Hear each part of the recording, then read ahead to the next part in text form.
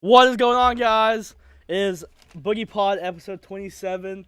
Jake, you're sick this weekend. You're recovering Yeah. on us. I'm not going to ask you how your weekend was because that means it was bad if you were sick. So, recover on us. Doing good. You're doing better.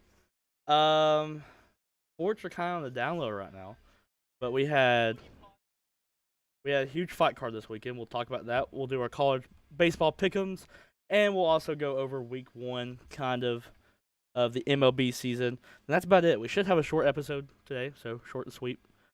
So, yeah, let's get started. College baseball, dude. I'm telling you, it just ain't my sport to pick. It's so bad, dude. It's so bad. So I'm trying a new strategy this week, okay? I can't give away all my secrets, but trying something different this week for me. But I'm now 5-9 with a 35.7% pick rate, and you're 8-7 with a 53.3% pick rate. So you're doing a lot better than I am. Maybe I can pick it up here. We actually have 4 games to go through this week. Thursday, all of them are 3-game series. Every single game I'm about to mention is a 3-game series. So starting Thursday, you have number 2 Miami at number 21 Virginia Tech. Miami. I'm going Okay. Miami. They jumped up the rankings though. Yeah, Probably. you remember when we watched them play Clemson, and they were both unranked and they beat the crap out of us. Yeah, I remember. I remember the good old days when Clemson used to play good teams. Yeah, I'm also going Miami. So next one is number 15 LSU at number 6 Arkansas. So Okay, I'm going LSU. We picked different on that one. All right, and then number 22 Stanford at number 12 UCLA. UCLA. I also went UCLA. And then Friday, this is when that series starts. Number 24 Alabama at number 1 Tennessee. That's Tennessee. Yeah. Easily. Easy. I call it a sweep too. Calling a sweep. Easy sweep. Yeah. I'm also going Tennessee. So like I mentioned, nothing college basketball, nothing college football, which leads us into UFC. UFC 273, huge card, awesome card. You guys remember me mention Jake was sick, so he didn't get to watch it. This is like the first card you've missed in like a very long Over a year. It's like a year and a long half. time. I remember I told Dad, and we were sitting in the car, and this is when you weren't decided yet. You said, once we get time to come, you'll make a decision. I told Dad, I said if he does not come to this card, he is really sick. I said there has to be something holding him back because he was actually hyped for this card, and then when you texted me that you couldn't come over, I was like, wow. I was like, he's really sick, and Jada, you said it kept freezing for you. That's on your end because I'm watching it. Just to be completely honest with you, because I'm watching it on my phone, it's not freezing for me. Nicest way possible. I'm sorry. So yeah, but Jake does know the outcomes of the fights, and he knows a lot of things. So we're gonna still give our opinions about the fight. Starting off with Burns and Chimaev. I'll go first. Okay, this fight was wild. All right, Jake, I actually got a story to tell you because I didn't get to tell you this. And I'll tell you guys too. Okay, so my dad's favorite fighter is Hazmat Chimaev. Okay, he put that out there. It's an important thing. So he is Jake. He is freaking out.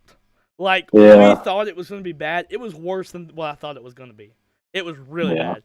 He was shaking. He would put his hands up, and he was like, that's hilarious. It was wild. I've never seen him that nervous before.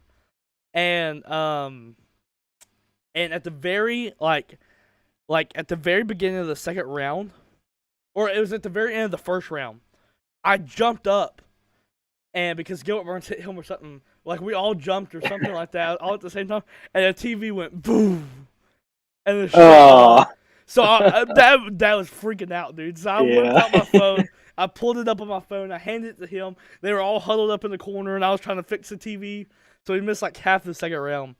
But this fight was an absolute war, and I gotta say something, okay? Because I've seen the whole thing going around on Instagram and Twitter and stuff, saying that Hazmat's overrated now. Okay, first of all, I'm gonna put something to you right now. Okay, it's not that Hazmat overrated; it's that Gilbert Burns was highly underrated for this fight. Very highly underrated. Hazmat did what he was supposed to. It was a great fight. A lot of people had Gilbert Burns winning it. I can see that. Okay, I just think it was a great fight. It was a war fight of the year. It's my favorite fight of all time. Gotta mention that. It's my favorite fight of all time. Watching the people around me react to that fight was crazy. I mean, that fight was absolutely insane. And I had Hazmat win at 2-1, but I could see it other ways. Jake, what was your opinions when you heard the results and things like that? My opinion was kind of we learned a lot more about Hazmat, because his cardio is not that great. I don't think. Well, that's what I've heard. He kind of got a little gassed, but he also got like a second wind a little bit. Like he ended the fight well, but the second round he struggled. I think. Mm-hmm. Yeah. And that the thing about him being overrated now is more like because everyone had like these unreachable expectations, like that he was going to be that good against Gilbert Burns, like not even get hit, which is not possible really, unless he just catches him. But I don't know. People are just down to earth with him now. He's a good fighter, but he's not like untouchable good, which everyone knew that. But they just some need people to see it. Yeah, just need to see it happen. And I saw a good comparison on Instagram the other day, and it was showing like these people who went on to be great fighters. It showed like wars that they've had similar times in Hazmat's career, like Izzy and not Vittori, but the actual person who gave him a war. What's his name? Gaslam, and Connor and Chad Mendez, like people who like have wars, like it happens, and then these people go on to be great things. Yeah. And I just think, I don't know. It was a great fight. I was shocked that he didn't run through Gilbert Burns in some way. Like, I remember saying to myself, I had the pillow in my hand covering my face, and I said, Hazmat is losing right now. And then Jada said, is Hazmat his last name or nickname? It's Hazmat Chimaev, right? So yeah, it's his first name. He has like a weird name. Like it's hard to pronounce it correctly, right? He's Russian. It's his first name though. It's his first name. But yeah, I mean it was a great fight. Great fight. So moving on, Aljamain Sterling versus Peter Yan. So listen, I want to get something out of the way, okay? Right off the bat, because everyone is controversial about the decision. There is no way you could argue a robbery for either side. When you watch this fight, Jake, you were going to say that. Now, you might have Peter Yan winning. That's fine. Okay? I had a draw. That's why I'm saying this. I had a draw. I had 10-8s in round 2 and 3 for Aljo, and then 1, 4, and 5 were Peter Yan's rounds. That's my opinion. And that's coming from a guy who wanted Aljo to win. So, I mean, I'm just saying. So, you could either had round 1 for Aljo, which would have made him a clear winner, or you could have had one of those 2 rounds, not a 10-8, and then you would have Peter Yan a winner. That's all it came down to it. And yeah, I don't know. See, I think what everyone got upset about was the judges gave round 1 to Aljo. Aljo landed a lot more significant strikes, but Peter Yan was moving forward, and he landed more meaningful strikes. It's hard to explain. It's just, I don't know. I just feel like I feel like people are just so mad at Aljo because he won that they're trying to take it away from him, and I think that's not fair. Not fair. Yeah, it's not fair to take it away from him now. He won fair and square. And it's also not like Aljo can help the judges' decisions. Can't do it. So like he could have helped not milking the situation about getting kneed, but you can't take this one away from him. No, you can't take this one. Especially he dominated round 2 and 3 on the ground. He got that body triangle locked up, and Peter Yan didn't do a thing but just lay there. And I will say this, though. Peter Yan did very good defending off his back. I really thought it was over once he got him in that body triangle. But, yeah, I mean, Peter Yan never drops Aljo, never rocks him. He lands more. Aljo never bleeds in the fight. It's not like Peter Yan destroyed him in rounds. It's a pretty boring fight, but the only reason it was entertaining because we were like, Aljo's winning. Like, it was wild. So, yeah, I don't know, Jake, your opinions with the results and stuff? I do like Aljamain's call out for Dillashaw. I think that's interesting. I think Dillashaw is just in a weird spot where you don't know what to expect. So that fight will be weird. And what was I gonna say? I think Aljamain Sterling is the only fighter in this division, like the top guys, that like has a good matchup against Peter Yan too. Kinda. I think Peter Yan probably beats everybody else. If it wasn't for Aljamain, he probably wouldn't lose to anybody in that division unless he just got caught. But Yeah. so yeah, I think they're going to fight again one day too. I think because Peter Yan's not losing to anybody. No. No. He's Right still in now. his He's prime. really. I still think he's probably overall the best I fighter. agree. I think he is Matchup too. wise, it wasn't his night. I'm not going to give him an excuse about his corner not being there, but Yeah. that would hurt a little bit. But it's still fair play to Aljamain. He still won fair and square. So. Yeah, I think the corner could have had something to do, especially when there's a fight that close. Maybe having your corner allows you to get off that triangle. One of them, just one of them. Yeah. But yeah, and something interesting. We're looking kind of ahead here, and I won't touch on this long. But Aljo and TJ Dillashaw is an odd fight because if Aljo cannot take down TJ Dillashaw probably has better striking than Aljo. So He does. Yeah, he definitely has better striking. Well, yeah, there's no way. Yeah, he does. He looked pretty slow against Corey Sandhagen, man. I don't know. I'm not giving TJ it's Dillashaw a hard credit. first fight. But I know you're that's not. a really interesting fight though, and I'm looking forward to that. That'd be a great fight to have. Moving on up to the main event, Volkanovski versus Korean Zombie. Volkanovski needs to be on everyone's top 5 pound per pound list today. He No, top 5. Okay. He absolutely destroyed the Korean Zombie. The Korean Zombie wasn't even in the same dimension as Volkanovski. Volkanovski would have beat the brakes off Max Holloway. He would have outstruck Max Holloway tonight. Outstruck him. I mean, he beat the crap out of the Korean Zombie. It was a TKO on standing up. They had to stop it while he was standing up. He's beating the crap out of him that bad. I mean, and he dropped the Korean Zombie. He didn't just clip him and drop him. He dropped him bad in round 1, 2, and 3. Really, I didn't know that. Yeah, that's pretty and good. then in round 4, so they bring up the doctor, looks at the Korean Zombie. He goes, "Hey man, you good?" Korean Zombie's like, "Yeah, whatever." And then as soon as Korean Zombie walks out there, he gets hit with a crazy combination. He wobbles, and then before Volkanovski can land another one, Herb Dean stops it. And that he shouldn't even went out for that third round. He was getting beat that bad. I mean, it was bad. I like how Volkanovski mentioned going up to lightweight. What a great idea. Mm-hmm. Yeah, That's awesome. I like Volkanovski as a champ. He's wanting to do stuff. And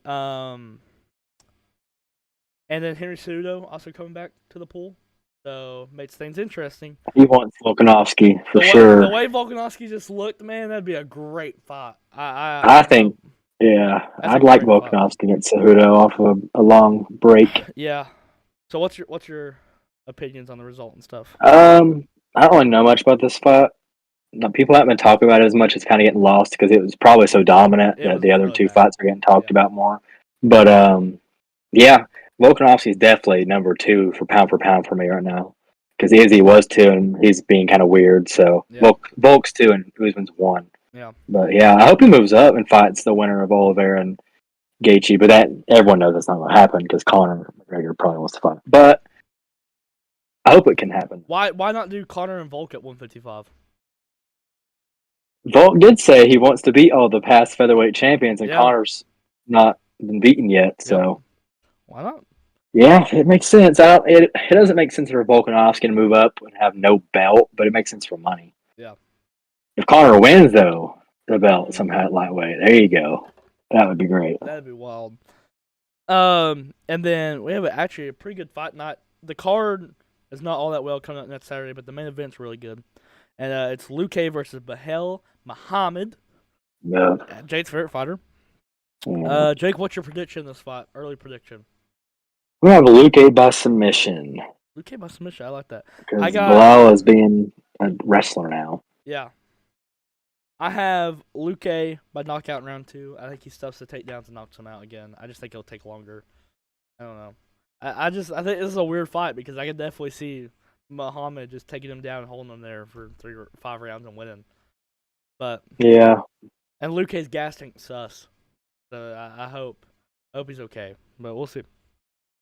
I really don't want Muhammad to win that fight. That would suck. But All right, well, that's all UFC stuff. Going in to MLB, this was like week 1 opening series and all that good stuff. Out of everyone, who is your biggest surprise so far? As teams, Yeah. team ones or Team-wise. the Guardians' offense is the most surprising thing right now for me. They've been hitting the ball like crazy, and if they can keep doing that, then they might actually be okay this year. Surprisingly, Yeah. My biggest shocker so far is the Chicago Cubs. The Cubs are playing good, man. And it's not like fluke wins either. They're just straight up playing good. yeah, They got Suzuki hitting. They got prospects playing for them. I mean, this team's just hot. Now, they could just be hot and they fall off, which I think that probably will be what happens. But, I mean, really, if this team can keep it up, they could be easily with the expanded playoffs. They could be a wild card team at like a 3 Yeah. or 2 spot. I mean, I just the Cubs are playing good. Everyone likes it when the Cubs are good, anyways. Baseball's right when the Cubs are good. So, yeah. who's your biggest disappointment so far? Disappointment. The Brewers. They look really That's who bad. I got. I got the Brewers too. Yeah, Brewers don't look good. They can't hit the ball. They just can't hit the ball. No, well, everyone. Yeah, that's why I picked Cardinals to win the division. Is because the Brewers have all that pitch and they have no hitting. They just None. can't hit the ball. It's so bad. It's hard to bad. Yeah, watch. I'd hate to pitch for them. Yes. Gosh, Corbin Burns, come to the Boston, baby. Come to the Boston. All right. The Padres have got off to one of the hottest starts out of any of the teams, and in a division where you have to get off to a hot start. You think they can keep it up? Yeah. You think they can pull an upset in that division, a Giants type season? But it'd be a lot more. It wouldn't be as crazy as the Giants because Padres have talent. But they're doing this all without Tatis.